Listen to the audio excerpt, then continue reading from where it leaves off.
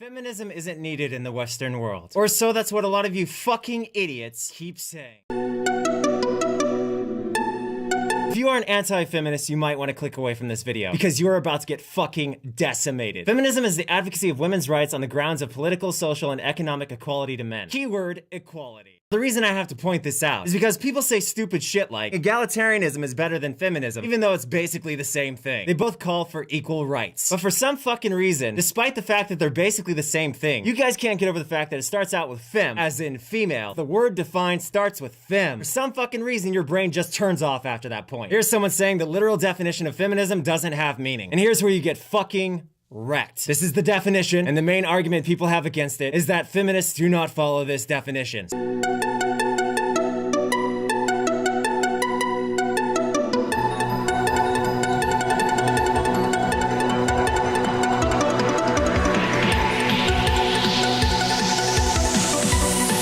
Absolutely freezing at our desks trying to type. So I ran a fucking poll, and over 1,000 people voted. 69% of feminists believe that women are equal to men. So the mass majority of feminists follow the fucking definition of feminism, and your main argument against feminism is that feminists don't fit the definition.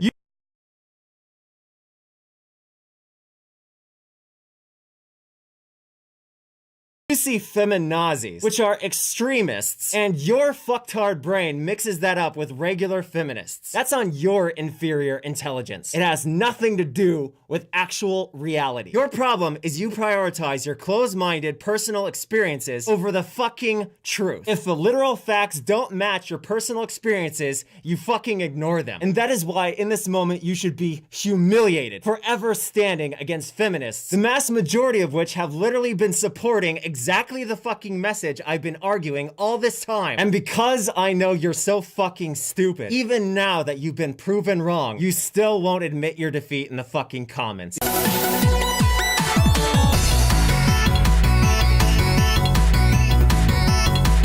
Because that's the type of fucking person you are. You're a fucking scumbag liar who doesn't care about the truth, only their personal agenda, against a group of people they don't even fucking understand. You say feminism is not needed in the Western world. This is one explanation of what the Western world is, and here's a map if that wasn't clear enough. We're talking Australia, Canada, United States, UK, etc. Speaking of the UK, according to this, women still cannot serve on the front lines. That is not equality, and that calls for feminism. Apparently, some people have tried to oppress women by implying men should pay less for healthcare than women. Another example of why we in the Western fucking world need feminism. The US women's soccer team gets paid disgustingly less than the US male soccer team. And this is exceptionally odd because according to this article, their most recent World Cup was the most watched soccer game in American television history.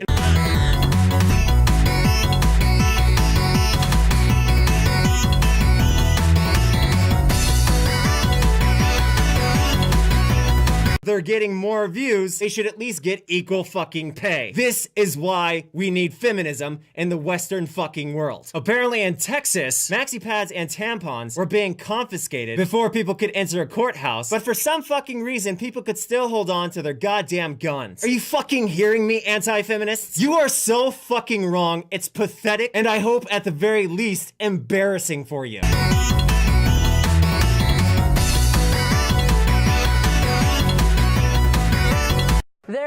There I was thinking it was just me that had a problem, but it turns out it's the air conditioning that's sexist.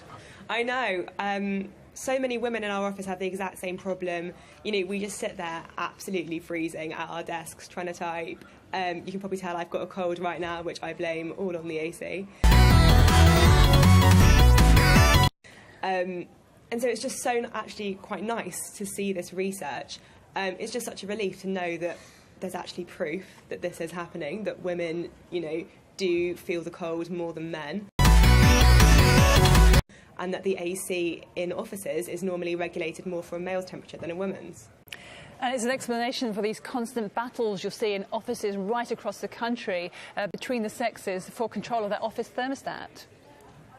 Yeah, exactly. And I think, you know, one of the biggest problems is that often in offices, it is men who control temperatures. The other end who's saying these things directly to you and they're saying them directly to you, that's a whole other level of harassment, really.